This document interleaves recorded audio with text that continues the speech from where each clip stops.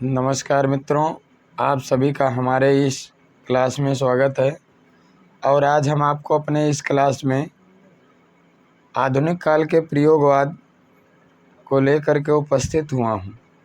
इसके पहले हमने आपको प्रगतिवाद पढ़ाया था। आज उसी क्रम में हम आपको प्रयोगवाद पढ़ाने चल रहे हैं। तो आइए हम पहले देखते हैं प्रयोगवाद है क्या और उसकी विशेषता क्या है, उसके प्रमुख कवि कौन हैं और प्रयोगवाद शब्द का प्रथम बार प्रयोग किसने किया है। तो आइए हम पहले प्रयोगवाद की परिभाषा देखते हैं कि प्रयोगवाद की परिभाषा क्या है या प्रयोगवाद कब से कब माना जाता है। तो प्रयोगवाद हम पढ़ने चल रहे हैं, क्या प्रयोगवाद पढ़ने चल रहे हैं, ठीक। यानी सन 1943 से 1952 ईस्वी के बीच, सन 1943 ईस्वी से 1952 ईस्वी के बीच अज्ञेय एवं उनके समर्थक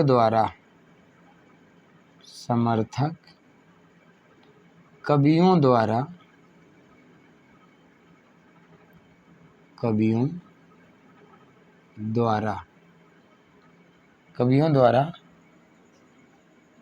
काव्य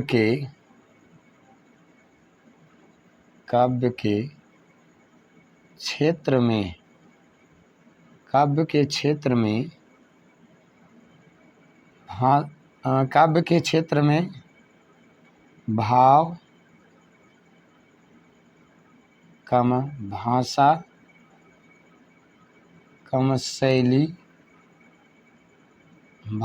भाषा शैली काव्य रूप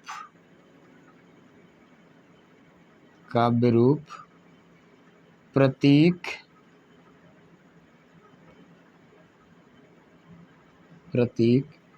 विधान आदि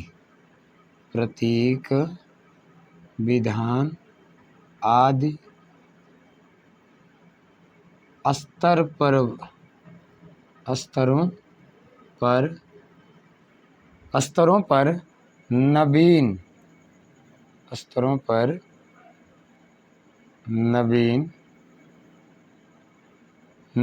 प्रयोग किए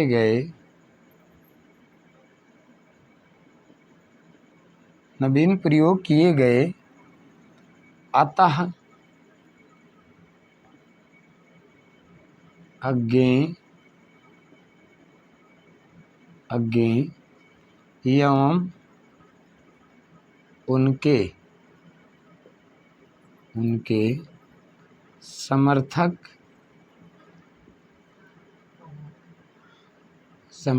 कवियों द्वारा जिस काव्य धारा का प्रवर्तन किया गया, समर्थक कवियों द्वारा जिस काव्य धारा का प्रवर्तन किया गया उसे प्रयोगवाद नाम से जाना जाता है। प्रयोगवाद नाम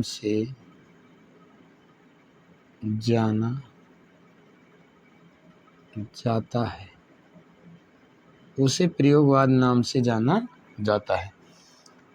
यानी ये हो गई क्या, इसकी परिभाषा हो गई, ठीक। यानी प्रयोगवाद की ये क्या है, परिभाषा हो गई। यानी सन 1943 ईस्वी से 1952 ईस्वी के बीच अज्ञेय एवं उनके समर्थक कवियों द्वारा काव्य के क्षेत्र में भाव, भाषा, शैली, काव्य रूप, प्रतीक, विधान आदि स्तरों पर नवीन प्रयोग किए गए। अतः अज्ञेय एवं उनके समर्थक कवियों द्वारा जिस काव्य धारा का परिवर्तन किया गया उसे क्या कहते हैं? उसे प्रयोगवाद के नाम से जाना जाता है। ठीक, ये तो हो गए क्या प्रयोगवाद से संबंधित यानी जो परिभाषा होगी। उसके बाद इसकी समय सीमा क्या है? मतलब प्रयोगवाद की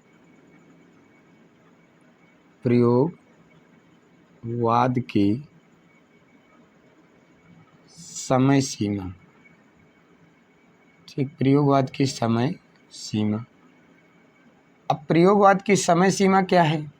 तो प्रयोगवाद की समय सीमा जो माना है वह माना गया क्या? सन 1943 से 1952 ईस्वी तक।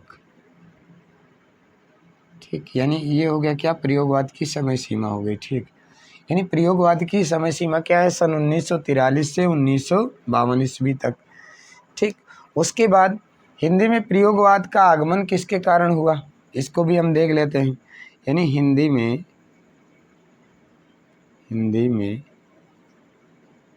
प्रयोगवाद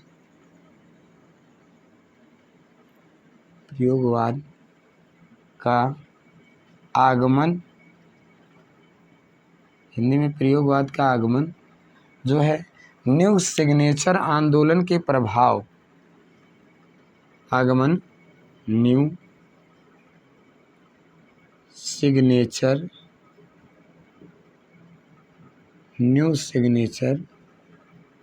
आंदोलन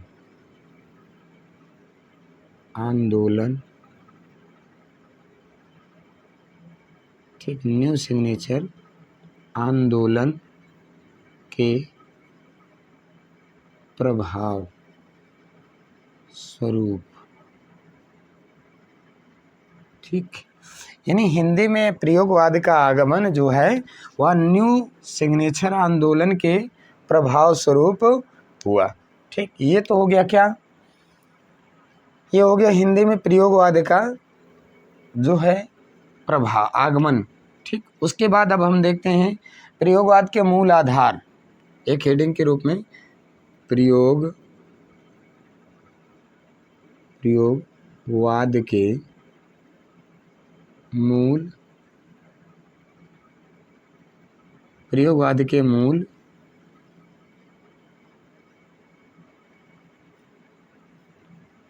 के मूल आधार कौन कौन से हैं? ठीक, प्रयोगवाद के मूल आधार।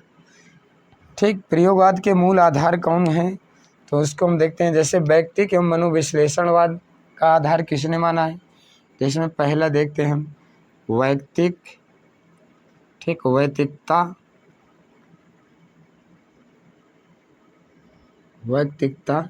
एवं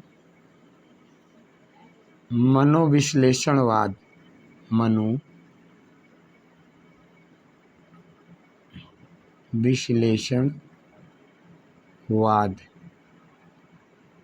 वैयक्तिकता एवं मनोविश्लेषणवाद किसने माना है? तो माना है डॉक्टर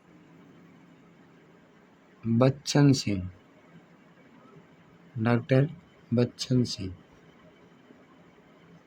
ठीक, दूसरा फिर क्या है? नवीन कल्पना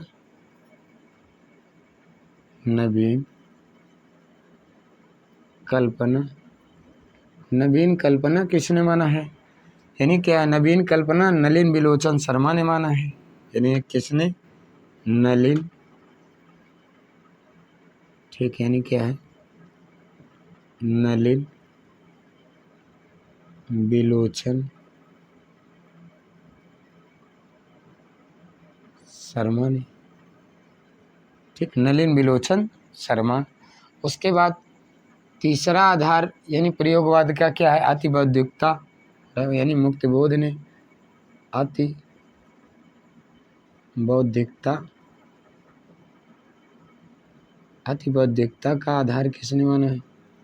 अतिबौद्धिकता का आधार कौन?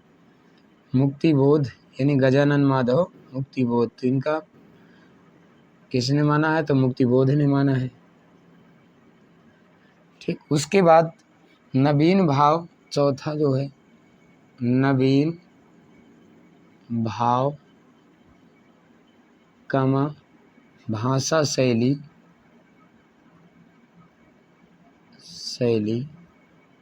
नवीन भाव भाषा शैली किसने माना है? तो नंद दुलारे वाजपेयी ने माना है। नंद दुलारे वाजपेयी ने माना है। ठीक, मूल आधार। उसके बाद सामाजिक मान्यताओं एवं कल्पना के प्रति पांचवा जो है सामाजिक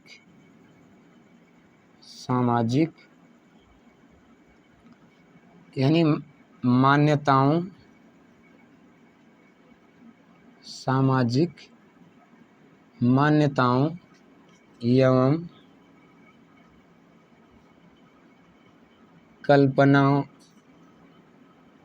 कलाओं। ठीक, सामाजिक मान्यताओं एवं कलाओं के प्रति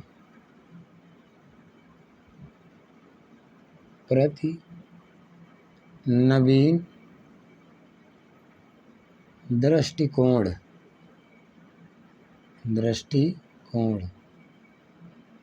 ठीक, किसने माना है? तो क्या कौन माना है?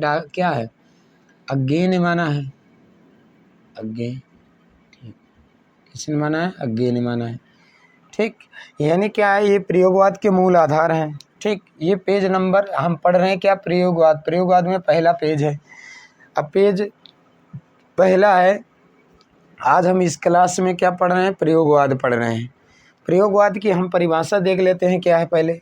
सन 1943 ईस्वी से 1952 ईस्वी के बीच अज्ञे एवं उनके समर्थक कवियों द्वारा काव्य के क्षेत्र में भाव भाषा शैली काव्य रूप प्रतीक विधान आदि स्तरों पर नवीन प्रयोग किए गए। अतः अज्ञे एवं उनके समर्थक कवियों द्वारा जिस काव्य धारा का परिवर्तन किया गया उसे क्या कहा गया?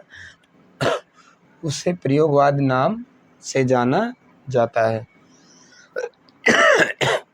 प्रयोगवाद की समय सीमा क्या है? प्रयोगवाद की समय सीमा क्या? सन 1943 से 1952 ईस्वी है।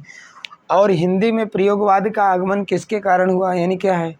हिंदी में प्रयोगवाद का आगमन किसके कारण हुआ? तो हिंदी में प्रयोगवाद का आगमन न्यू सिग्नेचर आंदोलन के प्रभाव स्वरूप हुआ। ठीक, ये हो गया। उसके बाद प्रयोगवाद के मूल आधार कौन है? इन्हें तो प्रयोगवाद के निम्नलिखित मूल आधार हैं। वैयक्तिकता एवं मनोविश्लेषणवाद डॉक्टर बच्चन सिंह ने माना है मूल आधार। नवीन कल्पना नलिन विलोचन शर्मा ने माना है। अतिबौद्धिकता मुक्तिबोध ने माना है। नवीन भाव एवं भाषा शैली नंद दुलारे वाजपेयी। और सामाजिक मान्यताओं एवं कलाओं के प्रति नवीन दृष्टिकोण किसने माना है? तो क्या सच्चिदानंद हीरानंद वात्स्यायन अज्ञे माना है।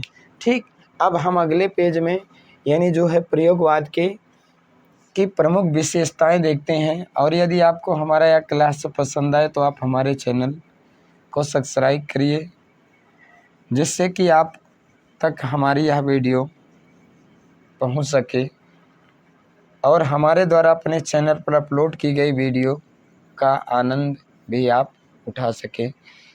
तो अगले पेज नंबर 2 में हम देखेंगे प्रयोगवाद की यानी विशेषताएं क्या हैं, उसके कवि कौन कौन से हैं।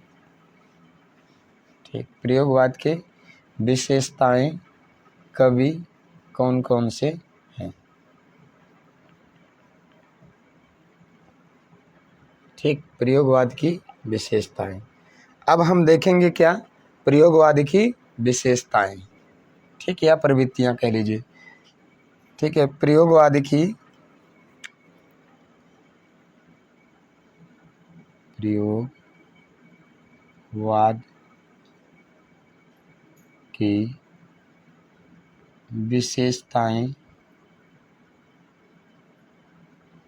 विशेषताएं एवं प्रवृत्तियां चाहे विशेषताएं कह लीजिए चाहे प्रवृत्तियां कह लीजिए, ठीक, दोनों एक ही हैं, इन्हें विशेषताएं या प्रवृत्तियां। अब देखिए हम प्रयोगवाद की क्या प्रवृत्तियां कौन सी हैं। तो प्रयोगवाद की पहली जो प्रवृत्ति है वह क्या है, अति यथार्थवादिता। अति यथार्थवादिता, अति यथार्थवादिता। दूसरी विशेषता क्या है, अहम भाव, यानी क्या, अति बौद्धिकता। अति बौद्धिकता, अति बौद्धिकता। तीसरी विशेषता क्या है, अहम भावना। अहम भावना। चौथी विशेषता क्या है, निराशा कुंठा। निराशा कुंठा, निराशा कुंठा एवं हीन भावना। निराशा कुंठा एवं हीन भावना। अगली जो विशेषता है वह क्या, भाषा मनोविश्लेषणवाद में आस्था।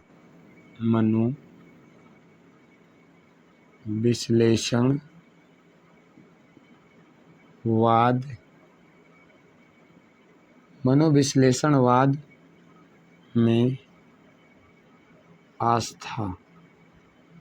मनोविश्लेषणवाद में आस्था। छठी विशेषता क्या है, उसी क्रम में अगली विशेषता क्या हो सकती है, भाषा का स्वच्छंद रूप। भाषा का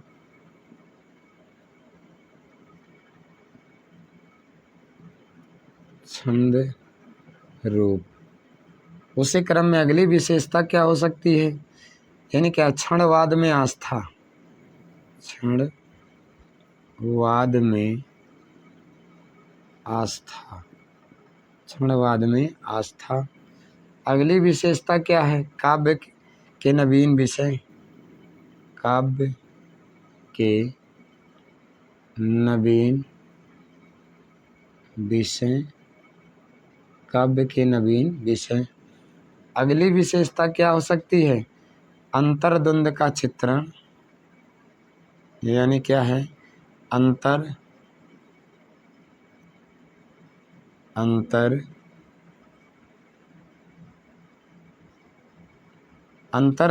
का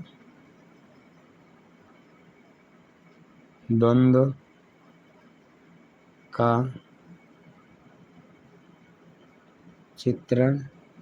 उसी में अगली जो विशेषता हो सकती है वह क्या है, गद्य काव्यों की रचना। गद्य काव्यों की रचना, ठीक, गद्य काव्यों की रचना। उसी क्रम में अगली जो विशेषता हो सकती है 11वीं, वह कौन सी है, लोकहित की भावना। लोकहित की भावना। उसी क्रम में अगली जो विशेषता है वह क्या, ईश्वर के प्रति अनास्था का भाव। ईश्वर के प्रति अनास्था। ईश्वर के प्रति अनास्था का भाव, ठीक। ये तो हो गई क्या, पेज नंबर 2 है। और पेज नंबर 2 पर हम देख रहे हैं क्या, यानी प्रयोगवाद की विशेषताएं, जिसमें पहली विशेषता अति यथार्थवादिता, दूसरी अति बौद्धिकता, अहम भावना, निराशा कुंठा एवं हीन भावना, मनोविश्लेषणवाद, भाषा का स्वच्छंद रूप, क्षणवाद में आस्था, काव्य के विषय क्या, काव्य के नवीन विषय, अंतर्द्वंद का चित्रण, गद्य काव्यों की रचना, लोकहित की भावना, ईश्वर के प्रति अनास्था का भाव। ये तो हो गई क्या, यह हो गई क्या, प्रयोगवाद की प्रमुख विशेषताएं। अब हम देखते हैं अगले क्या, अगले पेज नंबर 3 में हम देखेंगे प्रयोगवाद के प्रमुख कवि कौन कौन से हैं। यानी प्रयोगवाद के कवियों को हम पेज नंबर यानी जो है अगले पर देखेंगे कि प्रयोगवाद के प्रमुख कवि कौन कौन से माने जाते हैं। ठीक, पेज नंबर हम देखेंगे उसको 3 पर कि प्रयोगवाद के प्रमुख कवि कौन कौन से हैं। ठीक, पेज नंबर 3, ये है पेज नंबर 3। अब पेज नंबर 3 पर हम क्या देखेंगे? पेज नंबर 3 पर देखेंगे प्रयोगवाद के प्रमुख कवि। प्रयोगवाद के प्रमुख कवि कौन कौन से हैं? ठीक, प्रयोगवाद के प्रमुख कवि। अब प्रयोगवाद के प्रमुख कवि में पहला जो नाम आता है वो आता है क्या? सच्चिदानंद। सच्चिदानंद, हीरानंद, वात्स्यायन,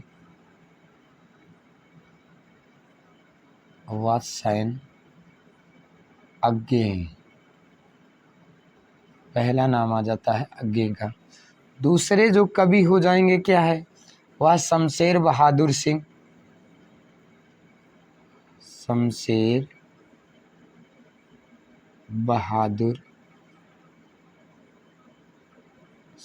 बहादुर सिंह तीसरे कवि के रूप में हैं। यानी तीसरे कवि के रूप में कौन? भवानी प्रसाद मिश्र। भवानी प्रसाद मिश्र, भवानी प्रसाद मिश्र। चौथे कवि के रूप में यानी जो है गजानन माधव मुक्तिबोध। गजानन माधव मुक्तिबोध, गजानन माधव मुक्तिबोध। और पांचवें कवि के रूप में यानी क्या? प्रभाकर माचवे।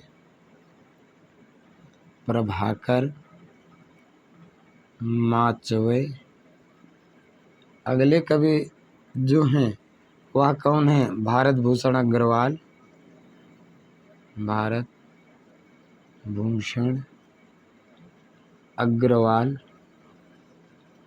अगले कवि हैं भारत भूषण अग्रवाल। उसी क्रम में अगले जो कवि हैं वह कौन है? गिरिजा कुमार माथुर।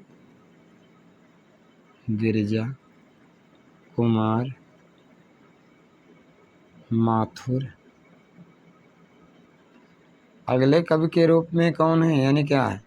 नरेश मेहता।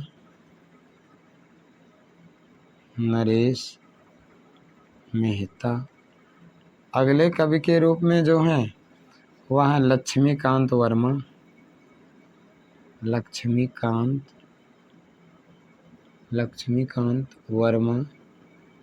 अगले कवि के रूप में हैं विजय देव नारायण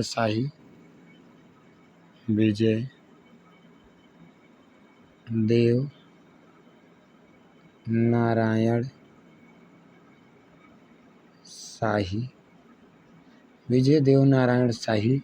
अगले कवि कौन हैं? तो अगले कवि हैं धर्मवीर भारती।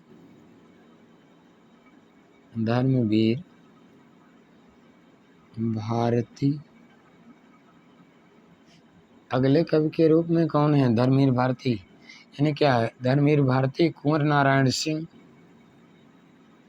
कुंवर नारायण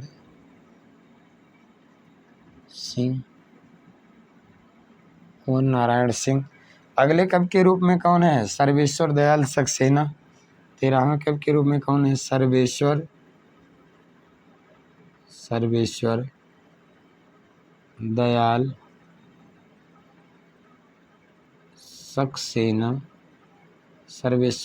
सक्सेना। अगले कवि के रूप में कौन है? यानी क्या? सर्वेश्वर दयाल सक्सेना रघुवीर सहाय।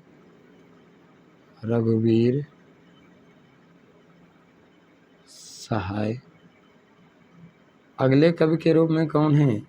यानी जो है श्रीकांत वर्मा।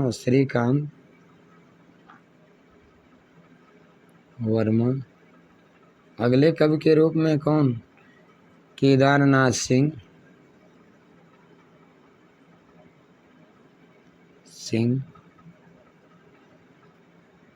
अगले कवि के रूप में कौन है? सुदामा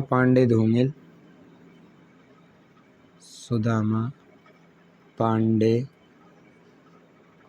सुदामा पांडे धूमिल। अगले कवि के रूप में कौन है? राजकुमार कुंभज।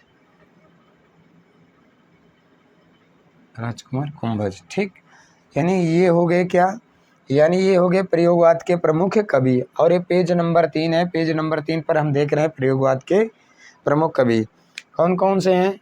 सच्चिदानंद हीरानंद वात्स्यज्ञ, शमशेर बहादुर सिंह, भवानी प्रसाद मिश्र, गजानन माधव मुक्तिबोध, प्रभाकर माचवे, भारत भूषण अग्रवाल, गिरिजा कुमार माथुर, नरेश मेहता, लक्ष्मीकांत वर्मा, विजयदेव नारायण शाही, धर्मवीर भारती, कोन नारायण सिंह, सर्वेश्वर दयाल सक्सेना, रघुवीर सहाय, श्रीकांत वर्मा, केदारनाथ सिंह, सुदामा पांडे धूमिल, राजकुमार कुंभज। ये तो हो गए क्या? प्रयोगवाद के प्रमुख कवि हो गए। अगले हम पेज में देख रहे हैं प्रयोगवाद के प्रमुख कवि एवं उनकी रचनाएं। इसको हम अगले गजानन माधव मुक्तिबोध को, गजानन माधव मुक्तिबोध, गजानन माधव मुक्तिबोध को हम देखेंगे पहले कवि के रूप में। अब गजानन माधव मुक्तिबोध की कौन कौन सी रचनाएं हैं? देखिए, इनकी पहली रचना जो है यहाँ पर हम देख रहे हैं क्या? अंधेरे में। पहली रचना अंधेरे में। दूसरी इनकी रचना उसी क्रम में है क्या? भूल गलती, भूल गलती। उसी क्रम में तीसरी इनकी रचना क्या है? ब्रह्म राक्षस, ब्रह्म राक्षस, ब्रह्म राक्षस। दूसरी रचना। तीसरी इनकी रचना चौथी इनकी जो रचना है, चौथी रचना दिमागी गुहा, दिमागी गुहा। पांचवी रचना है इनकी लकड़ी का रावण, लकड़ी का रावण। अगली उसी क्रम में रचना है पता नहीं। उसी क्रम में अगली इनकी रचना क्या? नक्षत्र खंड, नक्षत्र खंड। अगली इनकी रचना क्या है? नक्षत्र खंड यानी शून्य। अगली इनकी रचना उसी क्रम में क्या? एक स्वप्न कथा, एक स्वप्न कथा। उसी क्रम में अगली रचना मुझे कदम कदम पर चौराहे, ठीक। यानी इनकी अगली रचना क्या है? मुझे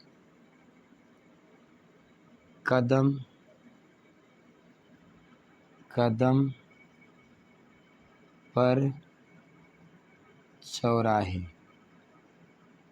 मुझे कदम कदम पर चौराहे, ठीक। ये तो हो गए क्या? गजानन माधव मुक्तिबोध की रचना। उसके बाद अब हम देखेंगे दूसरे कवि के रूप में। यानी क्या? दूसरे कवि के रूप में किसको देख रहे हैं? तो दूसरे कवि के रूप में हम देख रहे हैं अज्ञेय को, ठीक। अज्ञेय की रचना देख रहे हैं। यानी सच्चिदानंद हीरानंद वात्स्ययन अज्ञेय की रचना है, ठीक। अज्ञेय की कौन कौन सी रचना है? तो अज्ञेय की पहली जो रचना है वह क्या है? भग्नदूत। यहाँ पर हम देख रहे हैं क्या? भग्नदूत। इनकी पहली रचना यहाँ पर देख रहे हैं भग्नदूत। दूसरी रचना इनकी क्या? चिंता। तीसरी इनकी रचना क्या है? इत्यलम। चौथी इनकी रचना क्या है? हरी घास पर क्षण भर, हरी घास पर क्षण भर, हरी घास पर क्षण भर। उसी क्रम में इनकी अगली रचना क्या है? यानी जो इनकी पांचवी रचना क्या है? बाबरा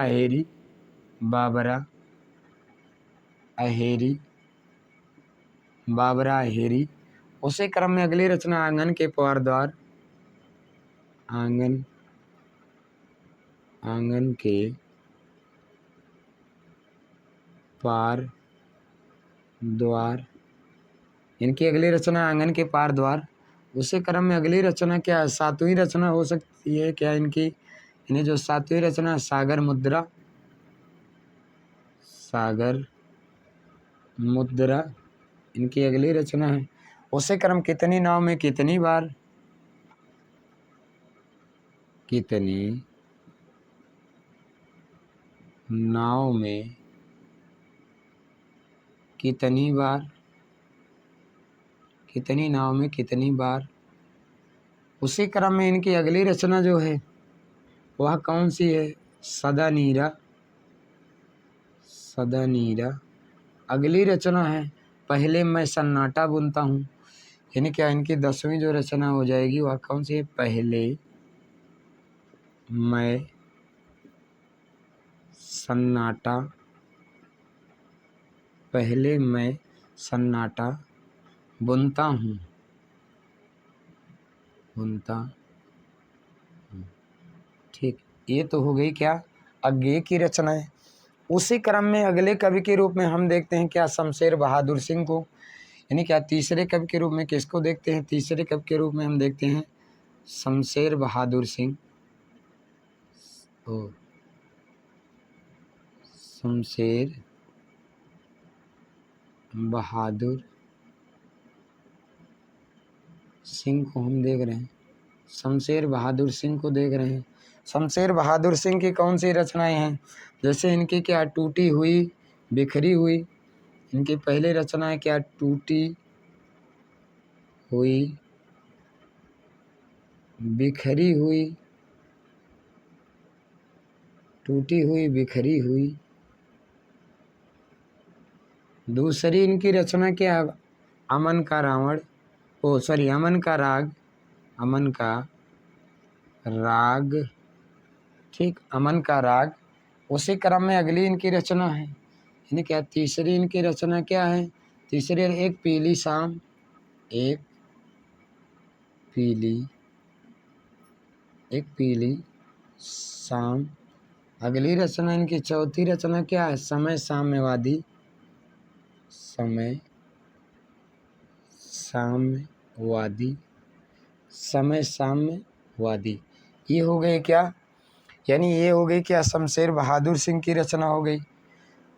हम देख रहे हैं क्या इस पेज नंबर 4 में हम देख रहे हैं क्या, प्रयोगवादी, प्रयोग नंबर 4, पेज नंबर 4 में हम देख रहे हैं प्रयोगवाद के प्रमुख कवि एवं उनकी रचनाएं। इसमें पहले कवि के रूप में हम देख रहे हैं क्या, गजानन माधव मुक्ति बोध की। इनकी पहली रचना अंधेरे में, भूल गलती, ब्रह्म राक्षस, दिमागी गुहा, लकड़ी का रावण, पता नहीं, नक्षत्र खंड, शून्य, एक स्वप्न कथा, मुझे कदम कदम पर चौराहे। ठीक, उसके बाद यानी क्या, मुझे कदम कदम पर चौराहे। उसके बाद अगले कवि हैं कौन, अज्ञेय हैं। अज्ञेय की रचना कौन सी है, भग्नदूत, चिंता, इत्यलम, हरी घास पर क्षण भर, बाबरा हेरी, आंगन के पार द्वार, सागर मुद्रा, कितनी नाव में कितनी बार, सदा नीरा, पहले मैं सन्नाटा बुनता हूँ।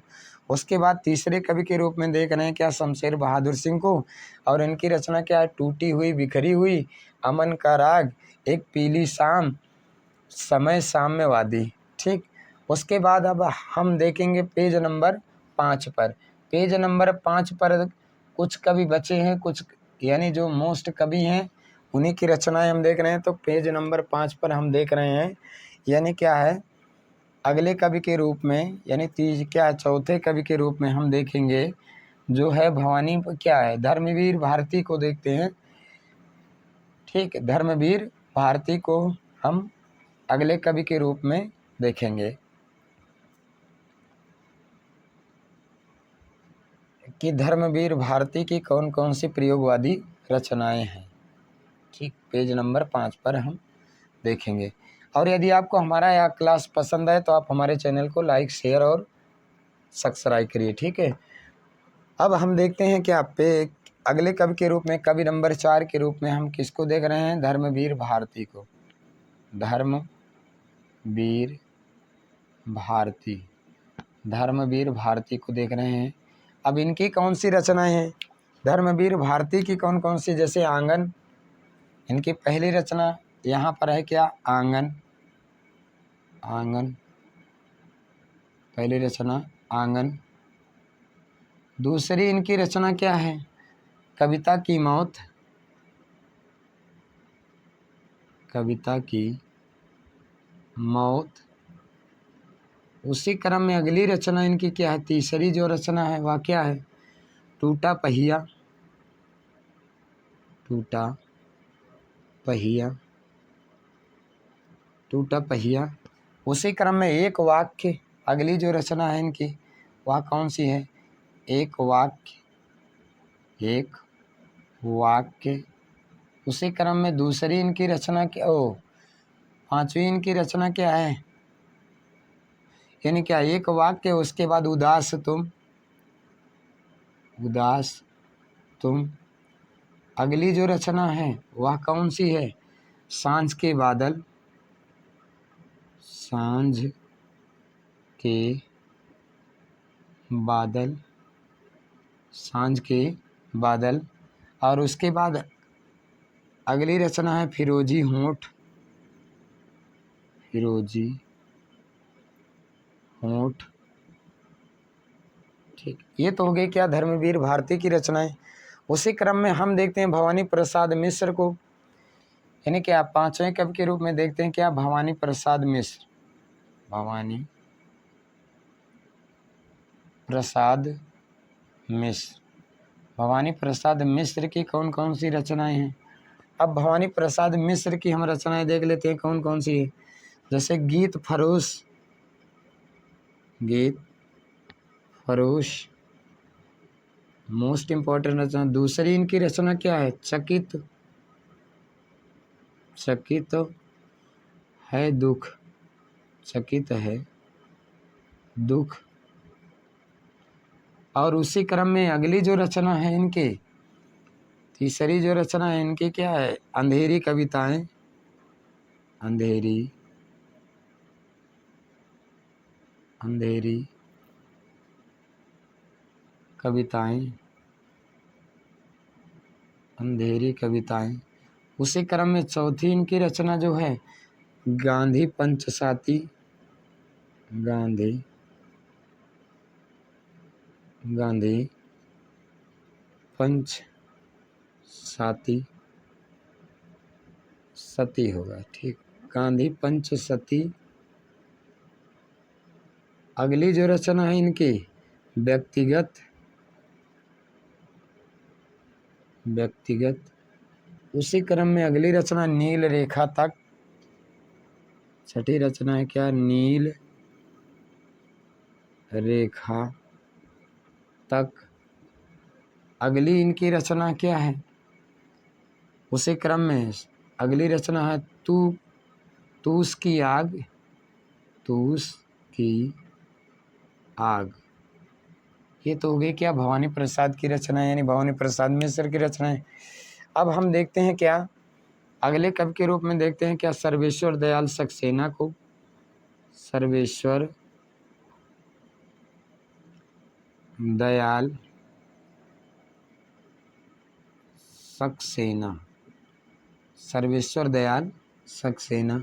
सर्वेश्वर दयाल सक्सेना की रचनाएं कौन कौन सी हैं? तो जैसे इनकी पहली रचना क्या? काठ की घंटी। काठ की घंटियाँ। काठ की घंटियाँ। दूसरी इनकी रचना क्या है? बांस का पुल। बांस का पुल। उसी क्रम में अगली रचना है इनकी तीसरी गर्म हवाएं। गर्म हवाएं। अगली रचना इनकी चौथी है, यानी क्या है? एक खूनी नाव। एक खूनी नाव। अगली रचना है इनकी पांचवी जो है कुआनो नदी। कुआनो नदी। उसी क्रम में अगली रचना है जंगल का दर्द। जंगल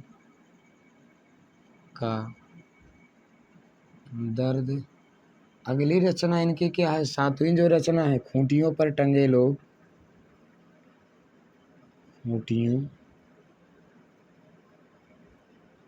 खूंटियों पर टंगे लोग। खूंटियों पर टंगे लोग, ये तो हो गए क्या, यह सर्वेश्वर दयाल सक्सेना की रचनाएं हो गई। ये पेज नंबर 5 है, प्रयोगवादी कवि एवं उनकी रचनाओं के क्रम में। और हम चौथे कवि के रूप में देख रहे हैं धर्मवीर भारती को। धर्मवीर भारती की रचनाएं क्या है, धर्मवीर भारती को देख रहे हैं। आंगन, कविता की मौत, यानी कविता की मौत, टूटा पहिया, एक वाक्य, उदास तुम, सांझ के बादल, फिरोजी होंठ। उसके बाद पांचवें कवि के रूप में देख रहे हैं क्या, भवानी प्रसाद मिश्र को। और इनकी रचना है गीत फरोश, चकित है दुख, अंधेरी कविताएं, गांधी पंचसती, व्यक्तिगत, नील रेखा तक, तूस की आग। उसके बाद छठे कवि के रूप में देख रहे हैं सर्वेश्वर दयाल सक्सेना। इनकी है काट की घंटियां, बांस का पुल, गर्म हवाएं, एक खूनी नाव, कुआनो नदी, जंगल का दर्द, खूंटियों पर टंगे लोग। ठीक, ये तो क्या हो गया, खूंटियों पर टंगे लोग।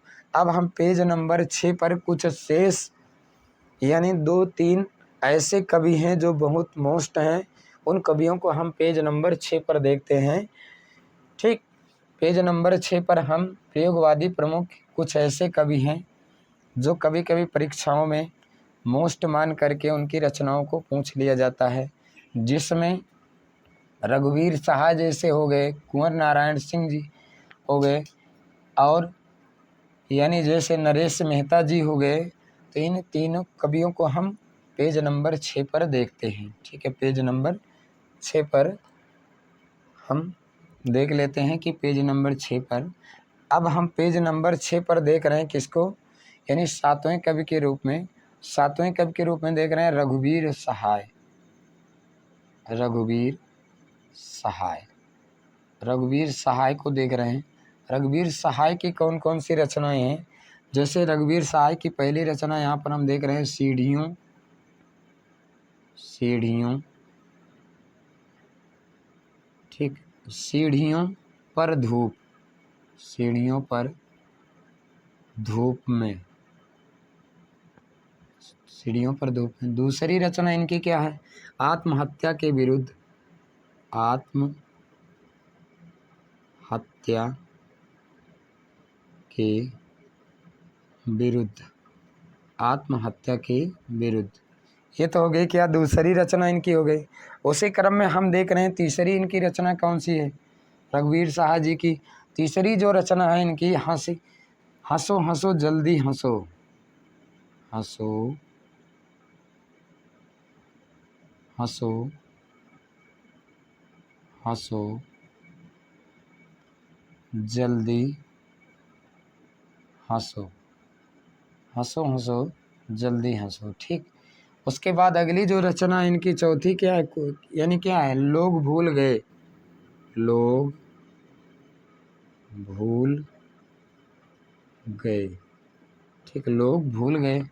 उसी क्रम में एक समय था, अगली इनकी रचना जो हो सकती है वह क्या है, एक समय था।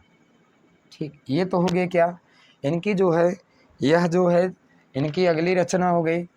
उसके बाद अब हम आठवें कवि के रूप में देख रहे हैं, आठवें कवि के रूप में दे रहे हैं कुंवर नारायण सिंह को। कुंवर नारायण सिंह, कुंवर नारायण सिंह को देख रहे हैं। इनकी कौन सी रचनाएं हैं कुंवर नारायण जी की, तो जैसे इनकी पहली रचना है चक्रव्यूह, चक्रव्यूह इनकी पहली रचना। दूसरी इनकी रचना कौन सी है, परिवेश, परिवेश। तीसरी इनकी रचना है अपने सामने, अपने सामने, अपने सामने। चौथी इनकी रचना क्या है, अपने सामने, कोई दूसरा नहीं, कोई दूसरा नहीं, उसी क्रम में पांचवी इनकी रचना क्या है? इन दिनों,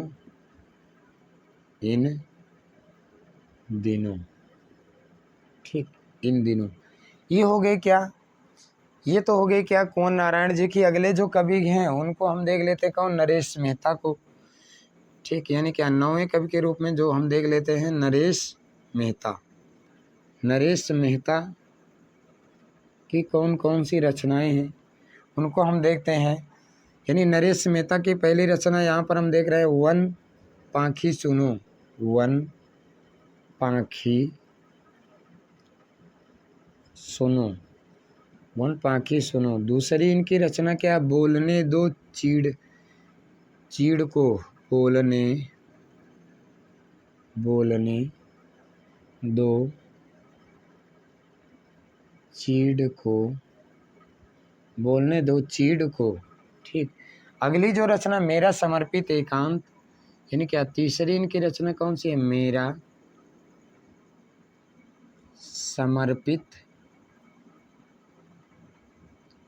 समर्पित एकांत। उसी क्रम में अगली जो रचना इनकी हो सकती है वो क्या है? उत्सवा। अगली रचना है आख्या है। उसी क्रम में अगली रचना इनकी क्या है? चैत्या, ठीक। ये तो होंगे क्या? ये तो हो गए क्या नरेश मेहता की। और हम देख रहे हैं क्या नरेश मेहता की रचनाएं हो गई। ये पेज नंबर 6 है, प्रयोगवादी प्रमुख कवि एवं उनकी रचनाओं के क्रम में। और इस 7वें कवि के रूप में रघुवीर सहाय को देख रहे हैं। इनकी रचना है सीढ़ियों पर धूप, आत्महत्या के विरुद्ध, हंसो हंसो जल्दी हंसो, लोग भूल गए एक समय था। उसके बाद अगले कवि हैं कुंवर नारायण सिंह की रचना कौन सी है? यानी कुंवर नारायण सिंह की रचना चक्रव्यूह, परिवेश, अपने सामने, कोई दूसरा नहीं इन दिनों। उसके बाद अगले कवि हैं कौन? नरेश मेहता। इनकी रचना क्या है? वन पाखी सुनो, बोलने दो चीड़ को, मेरा समर्पित एकांत, उत्सवा, आख्या। उसके बाद चैत्या। अब यहाँ पर जो है प्रयोगवादी का यानी क्या प्रमुख कवि समाप्त हुए। अब प्रयोगवाद में ही तार सप्तक चला था, उस तार सप्तक को भी हम इसी ही क्लास में देखेंगे, ठीक है।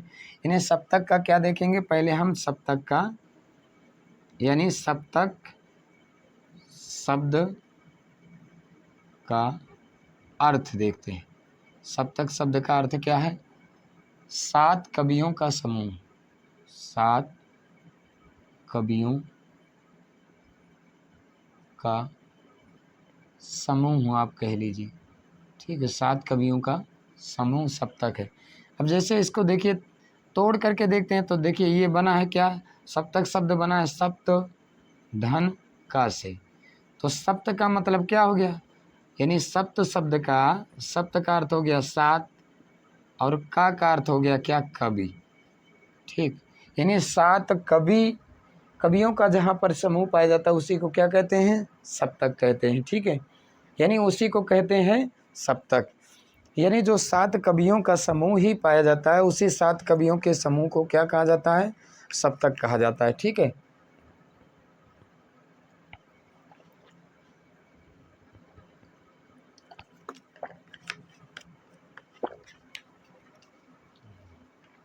सात कवियों के समूह को क्या कहते हैं? सप्तक कहते हैं। ये तो हो गया क्या? सप्तक का अर्थ, ठीक। अब हम देखते हैं प्रथम तार सप्तक। पहले हम तार यानी हिंदी में कुल कितने सप्तक हैं, ठीक। यानी हिंदी के प्रमुख सप्तक कितने हैं? तो हिंदी में प्रमुख कितने सप्तक हैं? तो हिंदी में प्रमुख रूप से 4 सप्तक हैं, ठीक। हिंदी में कितने सप्तक हैं? हिंदी में तार सप्तकों की संख्या, तार सप्तकों की संख्या, तार सप्तकों की संख्या कितनी है? 4 है, ठीक। अब 4 कौन कौन से हैं? जैसे चाहे आप प्रथम तार सप्तक कह लीजिए, प्रथम तार सप्तक कह लीजिए, या आप कह लीजिए पहला तार सप्तक, मतलब एक ही बात है। अब इसकी समय सीमा क्या है, सन 1943 ईस्वी है। ठीक, ये प्रथम तार सप्तक। और ये तो क्या है, ये सन हो गया। उसके बाद इसके यानी क्या संपादक कौन है, ठीक, यानी इसके संपादक जो हैं वह कौन है, अज्ञेय हैं। इसके संपादक अज्ञेय हैं। ठीक, ये तो हो गया क्या प्रथम तार सप्तक। उसके बाद क्या है, दूसरा कह लीजिए या द्वितीय तार सप्तक। द्वितीय तार सप्तक या आप दूसरा तार सप्तक भी कह सकते हैं। ठीक है, इसको पहला, इसको दूसरा, हिंदी में भी आप लिख सकते हैं। अब इसकी समय सीमा क्या है, यह क्या है, सन 1951 ईस्वी। ठीक, और इसके भी संपादक कौन है, इसके भी संपादक जो हैं, ठीक, इसके भी संपादक अज्ञेय जी ही है। इसके भी संपादक अज्ञेय जी ही है। ठीक, अज्ञेय हैं। उसके बाद फिर कौन सा है, तीसरा तार सप्तक, यानी क्या तृतीय तार सप्तक। तृतीय तार सप्तक, ठीक, तृतीय तार सप्तक।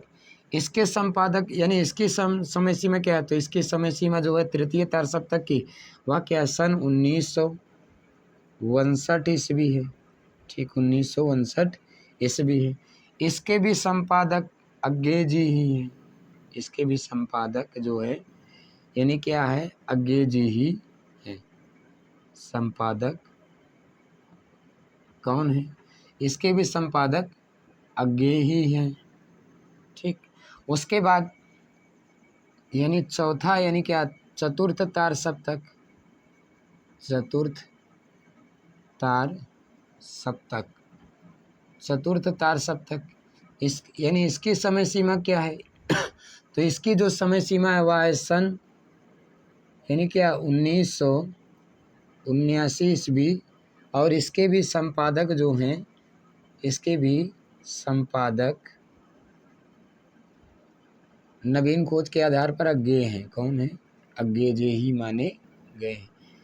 ठीक, तो ये तो हो गया क्या प्रथम तार सप्तक। आप इसको चाहे पहला कह लीजिए, पहला, इसको आप दूसरा, इसको तीसरा, ठीक, और इसको चौथा। ठीक, चौथा चाहे आप ठीक है। अब ये तो हो गया क्या, यानी क्या हिंदी में तार सप्तक। ठीक है, हिंदी तार सप्तक या हिंदी में तार सप्तक जो है, हिंदी के तार सप्तक कौन, यानी क्या हिंदी में तार सप्तकों की संख्या कितनी, 4 है। ठीक है, कितनी है, 4 है। कौन कौन से, प्रथम तार सप्तक सन 1943 से संपादक अज्ञेय जी हो गए। द्वितीय तार सप्तक 1951 संपादक अज्ञेय जी हो गए। तृतीय तार सप्तक यानी सन 1959 संपादक अज्ञेय जी हो गए। चतुर्थ तार सप्तक 1979 और क्या है, संपादक अज्ञेय जी ही हो गए। ठीक, अब हम एक एक तार सप्तक के कवि देखेंगे और उन तार सप्तक के कवि कौन कौन से हैं, यानी प्रथम तार सप्तक के कवि कौन है, द्वितीय तार सप्तक के कवि कौन है, उनको हम यानी क्या है देखेंगे। ठीक, तो ये तो था क्या, पेज नंबर 1 था, यानी हम इसमें क्या है, ये पेज नंबर 1 था। पेज नंबर 2 पर हम देखेंगे प्रथम तार सप्तक के कवि। ठीक, प्रथम तार सप्तक के कवि देखेंगे हम। ठीक है,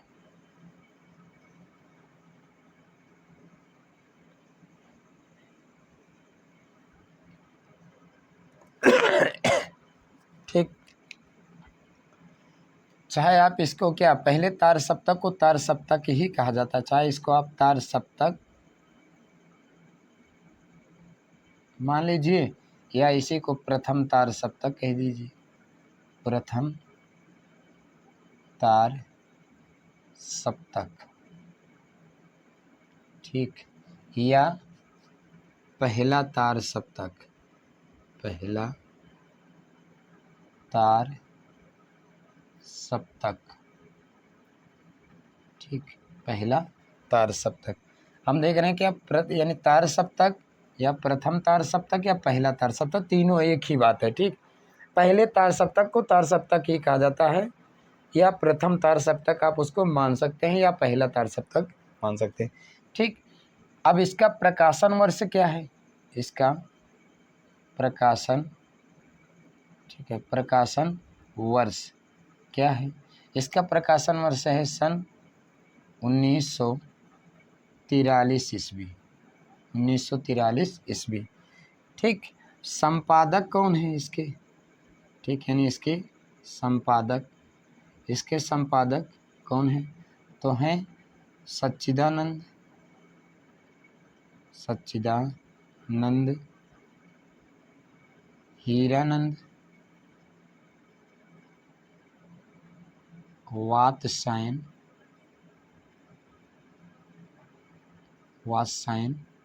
अज्ञे जी हैं।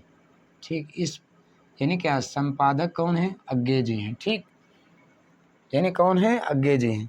अब हम क्या है तापन यानी प्रमुख कवि कौन कौन से हैं, यानी प्रथम तार सप्तक के कवि हम देख लेते हैं। यानी इसके यानी क्या तार सप्तक, प्रथम तार सप्तक के कवि देख लेते हैं कौन कौन से। प्रथम तार सप्तक के कवि कौन कौन से हैं? प्रथम तार सप्तक के कवि कौन कौन से हैं, इनको हम देखते हैं। तो जैसे देखिए, पहले कवि के रूप में हम सच्चिदानंद, हीरानंद, वात्स्यायन, अज्ञे को ही ले लेते। ठीक, तो पहले कवि के रूप में कौन है? अज्ञे। दूसरे कवि के रूप में कौन, यानी क्या है? रामविलास शर्मा,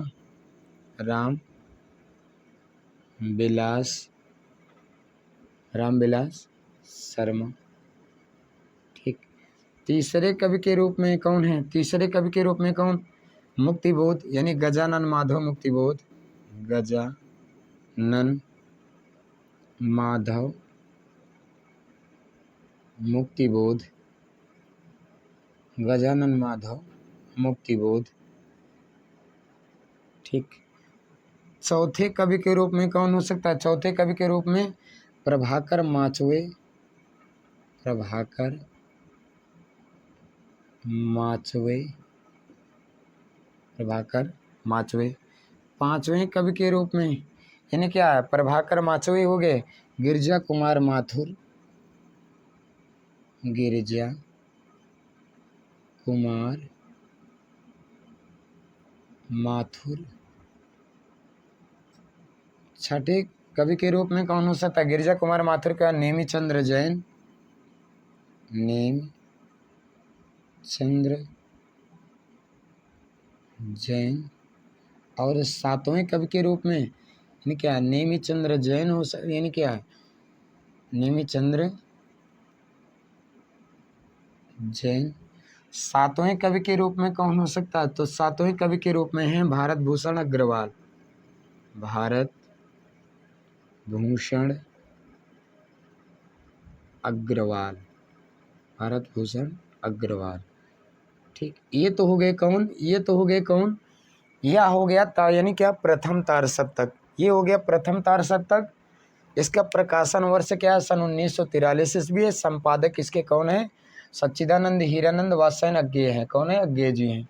ठीक, अब प्रथम यानी इसकी इस सप्तक के कवि कौन कौन से हैं? तो अज्ञे हैं, रामविलास शर्मा जी हैं, गजानन माधव मुक्तिबोध, प्रभाकर माचवे, गिरजा कुमार माथुर, नेमी चंद्र जैन और भारत भूषण अग्रवाल। अब यहाँ पर देखिए कई क्या है, तार सप्तक में, प्रथम तार सप्तक में कवियों की संख्या कितनी हुई? 7 हो गई। क्लियर, यानी ठीक कितने कवि हो गए? 7 कवि हो गए। ठीक है, उसके बाद ये पेज नंबर 2 था।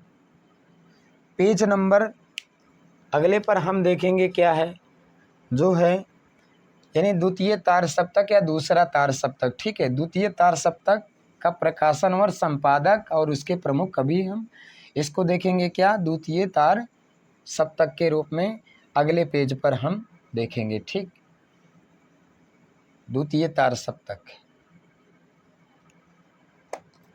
ठीक, अब हम देखने चले हैं क्या? द्वितीय तार सप्तक। ठीक है, यानी द्वितीय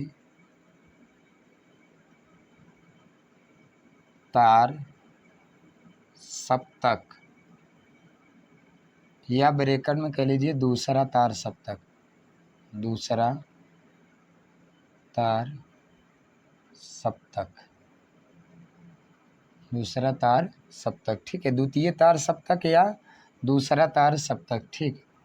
अब इसके हम प्रमुख यानी क्या इसके संपादक देखेंगे और प्रमुख कवि को देखेंगे। अब देखिए इसका प्रकाशन वर्ष जो है द्वितीय तार सप्तक का प्रकाशन,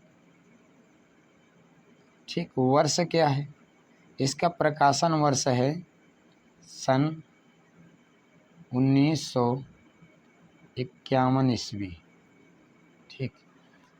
अब संपादक कौन है, संपादक, संपादक के कौन है, इसके संपादक भी अज्ञेय जी हैं। कौन है, अज्ञेय है, ठीक, इसके भी संपादक अज्ञेय जी ही हैं। उसके बाद अब इसके प्रमुख कवि कौन कौन से हैं, ठीक, यानी इस सप्तक के प्रमुख कवि कौन हैं, यानी इस सप्तक के अंतर्गत प्रमुख कवि कौन कौन से आते हैं। तो प्रमुख कवियों को भी हम देख लेते हैं। जैसे इसके अंतर्गत कौन कौन से आता है, जैसे इसके अंतर्गत पहले आ जाते हैं कौन, शमशेर बहादुर सिंह, शमशेर बहादुर सिंह, ठीक। दूसरे कवि के रूप में आते हैं कौन, भवानी प्रसाद मिश्र, भवानी प्रसाद मिश्र।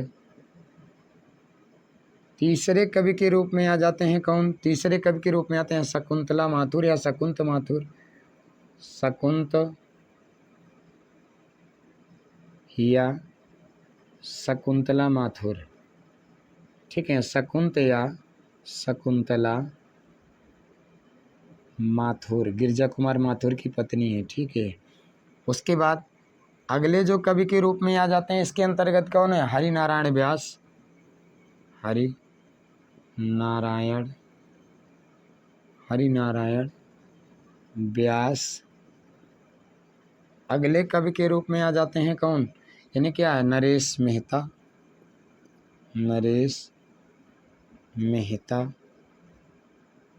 उसी क्रम में अगले जो कवि आ जाते हैं वह कौन है, नरेश मेहता, धर्मवीर भारती।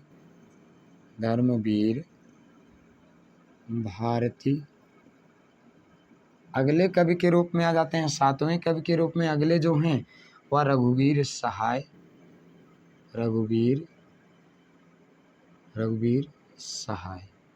ठीक। ये तो हो गया क्या, द्वितीय तार सप्तक हो गया।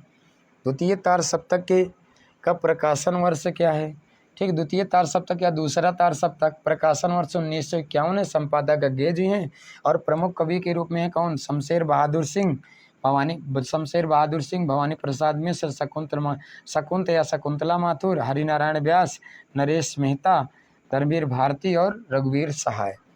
अब हम अगले पेज में देखेंगे तृतीय तार सप्तक का प्रकाशन और संपादक और उसके प्रमुख कवि, ठीक। तृतीय तार सप्तक के यानी क्या, तृतीय तार सप्तक के कवि, ठीक। और यदि आपको हमारा क्लास पसंद आए तो आप हमारे चैनल को लाइक, शेयर और सब्सक्राइब करिए, ठीक। अब हम क्या अगले पेज पर देख रहे हैं, यानी क्या, तृतीय तार सप्तक के कवि, ठीक है। तृतीय तार सप्तक यानी क्या कह लीजिए, चाहे तृतीय तार सप्तक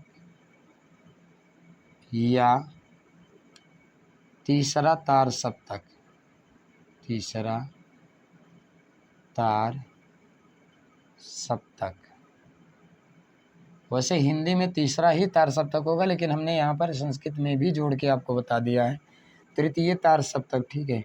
और तृतीय तार सप्तक, ठीक। अब तृतीय इसका प्रकाशन वर्ष क्या है, इसको देखते हैं। इसका प्रकाशन वर्ष, ठीक, प्रकाशन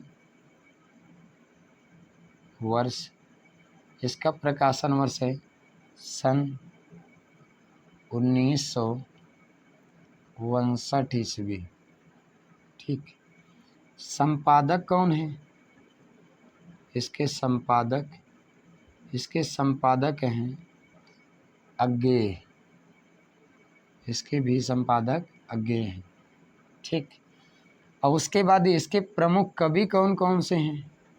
प्रमुख यानी इस सप्तक के प्रमुख कवि कौन कौन से हैं?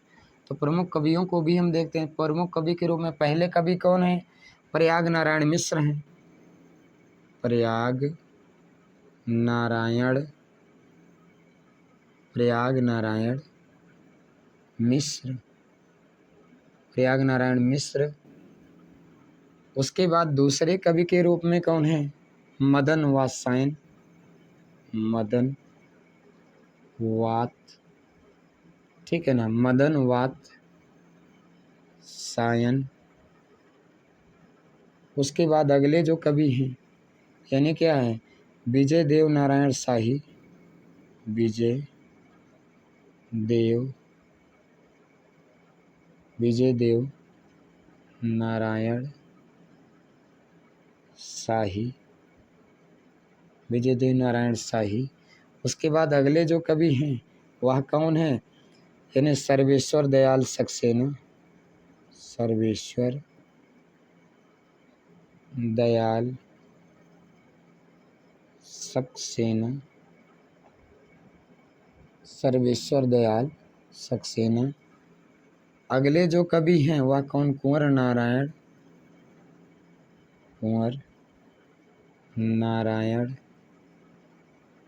अगले कवि हैं वह उसी क्रम में यानी क्या है? केदारनाथ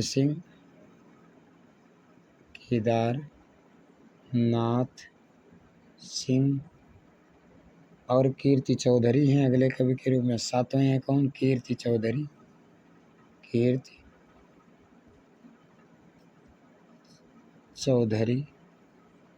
ठीक, तो ये तो हो गया क्या? तृतीय तार सप्तक और उसका यानी क्या प्रकाशन वर्ष हो गया और उसके प्रमुख कवि हो गए। देखिए तृतीय तार सप्तक या तीसरा तार सप्तक हिंदी का, और इसका प्रकाशन वर्ष सन 1959 है। यानी क्या संपादक अज्ञेय जी हैं। प्रमुख कवि हैं क्या? प्रयाग नारायण मिश्र हैं और मदन वात्सायन जी हैं।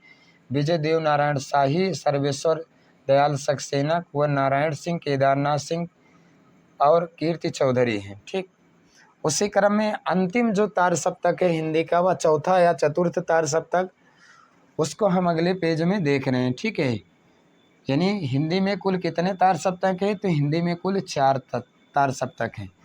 ठीक, अंतिम तार सप्तक कौन सा है? तो अंतिम तार सप्तक है यानी चौथा। उसके भी संपादक अज्ञेय जी ही माने जाते हैं। ठीक, और इन तार सप्तकों का प्रकाशन प्रयोगवाद से ही प्रारंभ हुआ था, या यानी तार सप्तक से ही प्रयोगवाद का प्रारंभ माना जाता है। ठीक, अब हम देख रहे हैं क्या? चतुर्थ तार सप्तक, चतुर्थ तार सप्तक। ठीक, या चौथा तार सप्तक। ठीक, चतुर्थ तार सप्तक या चौथा तार सप्तक। अब इसका प्रकाशन वर्ष क्या है? प्रकाशन वर्ष, इसका प्रकाशन वर्ष है सन 1979 ईस्वी। ठीक, सन 1979 ईस्वी। ठीक, संपादक कौन है? इसके भी संपादक आधुनिक शोध के आधार पर संपादक अज्ञेय जी ही माने जाते हैं, अज्ञेय जी ही है। ठीक, अब प्रमुख कवि कौन कौन से हैं? प्रमुख कवि को भी हम देख लेते हैं, यानी इस सप्तक के प्रमुख कवि कौन कौन से हैं। ठीक, उनको हम देख लेते हैं। जैसे पहले कवि के रूप में कौन हो सकते हैं? राजेंद्र किशोर।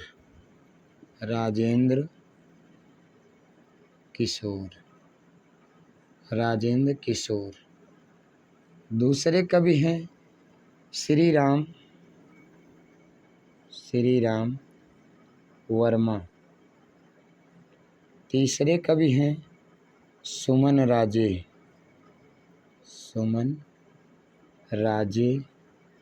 चौथे कवि हैं स्वदेश